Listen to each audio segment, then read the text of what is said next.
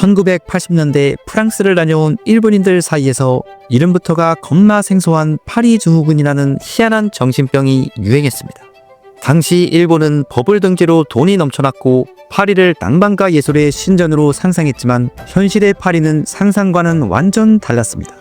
낯선 악취, 낡아빠진 지하철, 관광객을 호구로 보는 차가운 시선, 그리고 지갑을 털어가는 소매치기 특공대와의 격렬한 만남, 이런 이상향의 대참사에 충격을 받은 일부 일본인들은 정신적으로 무너져 이건 내가 알던 파리가 아니다, 이렇게 졸기하며 조기 귀국하는 사태까지 벌어졌습니다. 파리 증후군은 한마디로 환상의 붕괴가 낳은 에펠탑의 파리가 진짜 똥파리로 변해버린 비극이었죠. 낭만은 없고 현실의 때만 잔뜩 묻은 파리를 보고 멘탈이 아주 온팡지게 털려버린 겁니다. 자, 그리고 40년이 흐른 지금 전 세계는 다시 한번 기묘한 도시 후유증을 주목하고 있습니다. 이번엔 중국발 서울행, 주인공은 중국 젊은이들이며 병명은 서울병입니다. 놀라운 건 이 병은 파리 증후군과는 정반대의 사태를 보여준다는 것입니다. 일본인들이 환멸 때문에 병을 앓았다면 중국인들은 서울이 너무너무 좋아서 그 도시를 떠나지 못하는 일명 영혼 잠식 후유증을 앓고 있는 것입니다. 이 두 증후군을 한 줄로 요약하자면 이렇습니다. 파리 증후군이 이상적인 꿈이 현실에 처참하게 박살난 살이라면 서울병원 드라마 속 판타지가 현실에서 실현된 것을 목격하고 자신의 팍팍한 삶이 겁나 무의미하다고 느껴지는 역설적인 감동인 것입니다. 이것이야말로 K컬처가 이뤄낸 문화적 완벽한 복수이자 글로벌 승리 아니겠습니까? 요즘 중국의 MZ세대, 일명 탕핑족 사이에서 유행하는 서울병은 단순한 여행의 여운이 아닙니다. 이는 서울을 떠나니 내 삶은 무의미하다, 다시 돌아가야겠다 라고 고백하는 극도의 감정적 공허함입니다.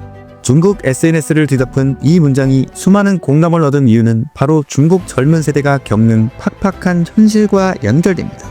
이 병은 2024년 K-POP 코어 덕후들이 아이들 공연을 직관하고 서울 거리를 성지순례한 뒤 느낀 현타에서 시작되었습니다. 그러나 불과 1년 만에 중국 젊은이 전체의 공통 언어가 되었습니다.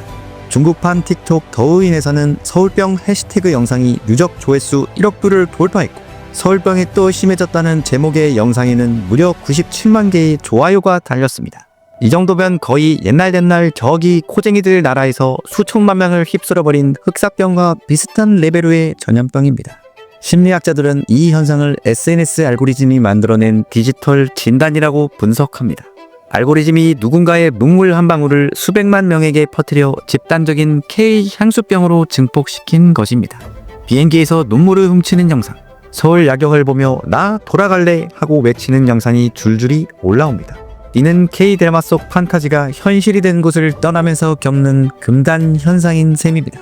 그들이 드라마 속에서 보던 따뜻한 서울이 말도 안 되게 진탱이로 존재했고, 그곳을 떠나니 현실의 삶이 시궁창 같다고 느낀 것입니다.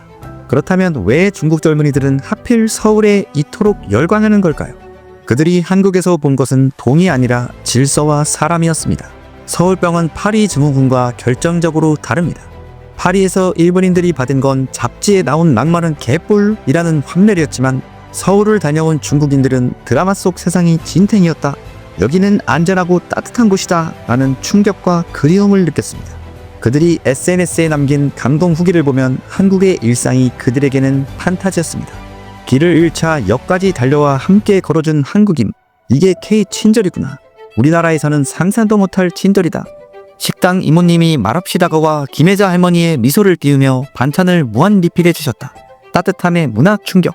지하철이 단 1초의 오차도 없이 아주 그냥 제 시간에 딱딱 맞춰 도착한다. 중국에선 상상도 못할 일.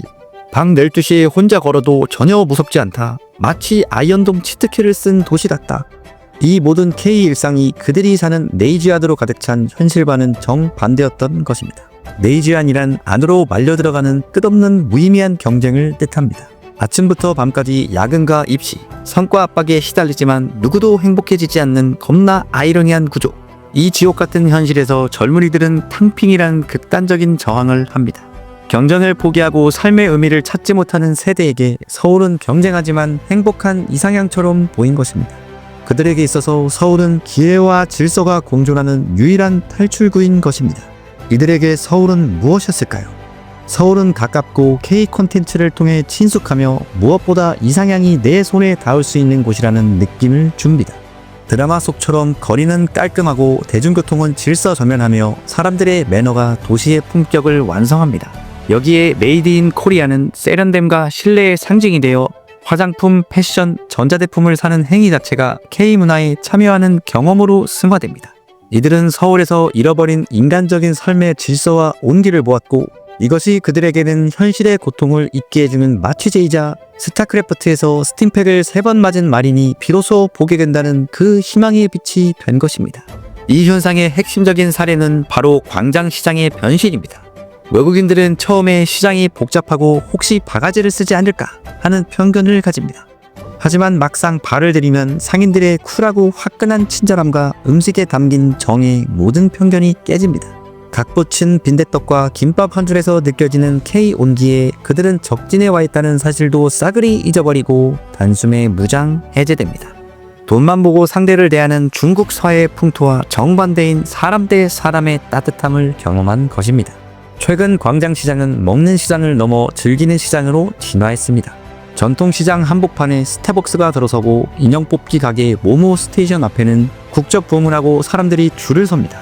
한 구두의 전통시장 한복판에서 인형 하나 뽑고 까르르 웃으며 인생샷을 남기는 이 평범한 순간, 바로 이 전통과 현대 그리고 따뜻한 사람 사이의 조화가 서울병의 가장 강력한 치료제이자 감염 경로인 것입니다. 전문가들은 서울병을 한류의 진화된 단계로 해석합니다.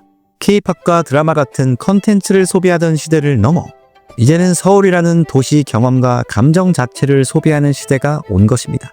한국의 일상이 글로벌 프리미엄 브랜드가 된 것입니다. 서울은 단순한 도시가 아니라 21세기 젊은이들에게 진정한 삶의 가능성을 제시하는 거대한 멘탈 힐링 센터가 된 것입니다. 이쯤 되면 서울을 다녀가지 않은 중국 젊은이들이 서울병을 앓고 있는 사람들을 부러워하는 지경에 이르렀고 뿐만 아니라 갈래 나도 갈래 서울 이런 구호가 전염병처럼 중국 전역에 퍼지고 있다고 봐도 무방할 것입니다. 파리 증후군이 환상의 붕괴에서 온 환멸이었다면 서울병은 환상의 진튼 실현에서 온 그리움입니다. 병의 이름은 같아도 그 의미는 K클래스의 압도적인 승리인 것입니다. 이것이 바로 소프트 파워가 강대국의 심리마저 장악해버린 실제의 증명 사례입니다. 결국 서울병은 우리가 매일 치열하게 전쟁터처럼 살아가는 이 도시가 누군가에게는 이상향이 실제로 존재하는 곳이라는 사실을 증명합니다. 중국 젊은이들은 서울에서 자신들이 잃어버린 인간적인 삶의 질서와 겁나 따끈따끈한 온기를 보았고 이것이 그들에게는 현실의 고통을 잊게 해주는 스팀팩이 된 것입니다. 우리가 당연하게 여기는 일상 속에서 그들은 현실 속의 환상을 찾아내고 있습니다. 그러니 여러분, 내일 아침 지하철에서 마주치는 그 무심한 풍경조차 누군가에게는 가장 돌아가고 싶은 꿈 그 자체입니다. 우리가 사는 서울은 이미 글로벌 프리미엄 라이프 스타일의 상징이자 21세기 중국 젊은이들의 잃어버린 낙원인 것입니다. 이 사실은 우리가 매일 겪는 고난과 노력의 결과이며 이는 대한민국이 얼마나 멋지고 쿨한 나라인지 전 세계에 입증하는 강력한 증거입니다. 이제 우리는 그저 이 위대한 KFC의 일상을 팝콘 씹으며 즐기기만 하면 됩니다. 우리가 사는 서울은 이미 누군가의 꿈 그 자체인 것이며 이 사실에 대해 너무도 자랑스러운 넘사벽의 자부심이 느껴지는 지금입니다.